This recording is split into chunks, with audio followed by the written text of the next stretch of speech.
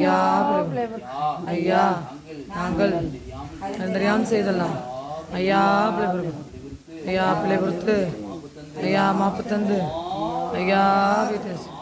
ஐயா பொறுமை தந்து ஐயா நாங்கள் ஒன்று சொல்ல ஒன்று கேட்டு ஒன்றுக்கு ஒன்று ஒரு நரப்பாக இருக்கணும்